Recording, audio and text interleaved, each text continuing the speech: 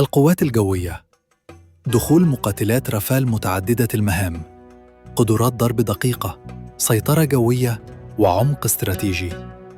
ماج 29 على المربع، المطورة مناورة عالية وتسليح حديث.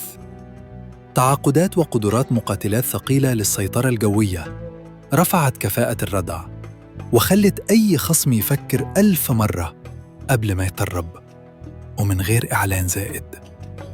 القوات البحرية: حاملتا المروحيات ميسترال، مش سفن، دي منصات عمليات متكاملة، فرقاطات فريم وجويند، نقلة نوعية في حرب السطح. غواصات ألمانية تايب 209، قوة صامتة تحت البحر، بتحمي السواحل وممرات الطاقة.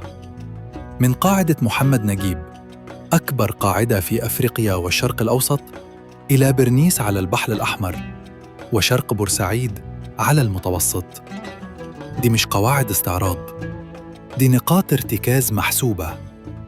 حماية سواحل أكثر من 2000 كيلومتر، تأمين ممرات تجارة وطاقة، ضبط حدود من ليبيا للسودان لغزة. النهاردة الجيش المصري موجود في سيناء، واقف على حدوده ومأمن عمق الدولة كلها. الفرق بين 2010 والنهاردة مش بس سلاح أحدث، لكن عقيدة مختلفة، انتشار مختلف، وفهم أعمق للتهديد.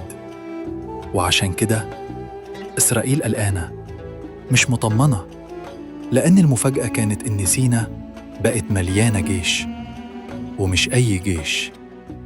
الدولة اللي ما تبنيش قوتها بتتآكل، ومصر مكانها ولا تاريخها يسمحوا بده. وده كان مفتاح الاستقرار اللي اتبنت عليه باقي خطط التنمية.